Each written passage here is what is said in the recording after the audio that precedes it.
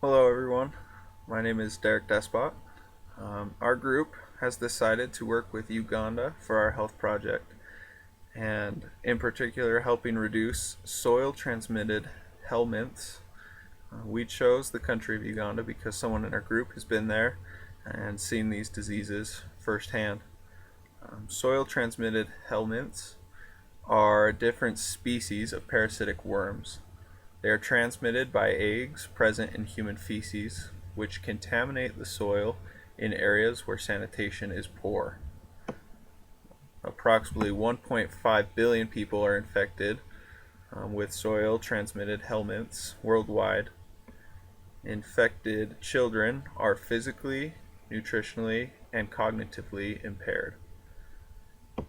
People, and in particular children, become at risk when eating raw, unwashed, or improperly handled fruits and vegetables, drinking contaminated water or beverages, touching their mouth with dirty hands or through improper washing of hands, and practicing poor body hygiene. In Uganda, it's been seen that the southwestern part of the country has a higher prevalence for soil transmitted helminths. And some people think that that could be due to climate or um, and other causes. Um, and from the data available, 20,185 school children were recorded from ages 5 to 20 years old. And overall, 54.8% of those were infected with at least one of these soil transmitted helminths. And it is estimated that 7.4 million people in Uganda are between the ages of 5 and 14, which, if we go by the previous percentage of children recorded, would mean that about 4.05 million children suffer from this parasitic infection every single year.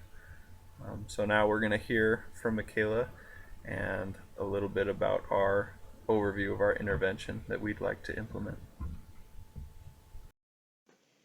To stop the spread of soil-transmitted helminths, our group has decided to educate the people in Uganda on sanitation and proper food preparation. As was said before, this disease is spread through contaminated dirt, so we want to help eliminate the contaminated dirt by teaching these people how to wash their hands and how often to wash their hands and when to wash their hands. We will teach them to wash their hands before they eat, before they prepare food, before they put their hands in their mouth for any reason, and after going to the bathroom. We also are going to teach them how important it is to wash their fruits and vegetables before they prepare or eat them. We also are going to focus on teaching the children how this disease is spread and how important it is for them to wash their hands after they've been outside and playing or handling any food. We believe that a lot of children just don't understand how this disease is spread and that it's caused by contaminated dirt, and we believe that if they did, they'd be more careful and they'd wash their hands more often. Why our intervention will solve the problem. First, it will increase people's knowledge about STH infection. At the same time, it will decrease the cost of treatment for STH. That money can be used to develop other health programs that will help the community to adopt a healthier lifestyle. Third, it will reduce the risk of infection. Since STH are transmitted by eggs that are passed in the feces of infected people, our education program will teach them the importance of using latrines in order to protect water sources. In that way, they will have clean water to wash and cook their food. Also, it will reduce the risk of infection. When eggs hatch in the soil, they release larvae that mature into a form that can penetrate the skin. People become infected with hookworms primarily by walking barefoot on the contaminated soil. Therefore, we will teach them the importance of wearing shoes when possible to reduce the risk of infection with STH.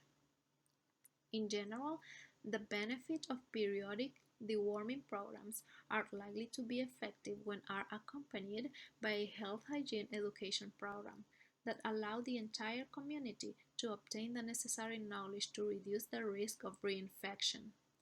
Many times, when people are treated, they are infected again because they don't know how to avoid reinfection.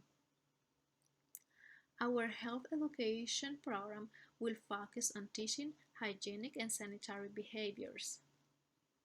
The message will be provided in a simple and inexpensive way, which can be delivered by teachers in schools, thereby fostering changes in health behavior in children, which in turn involve their parents and guardians. Distribution of soil transmitted helminths in Uganda is reported based on data for 20 to 185 school children from 271 schools.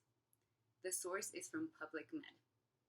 In order to help prevent an even wider spread of soil transmitted helminths, we will start with small villages in Uganda and their schools. Our focus and target population will be children in small villages that are attending school.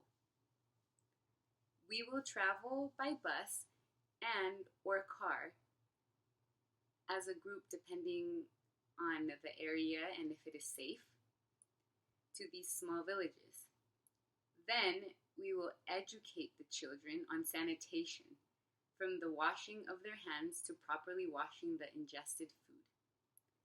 In conclusion, through education, we believe this will help the small villages along with the community. Children that are taught well will also help spread awareness with education they receive to their family members and their friends.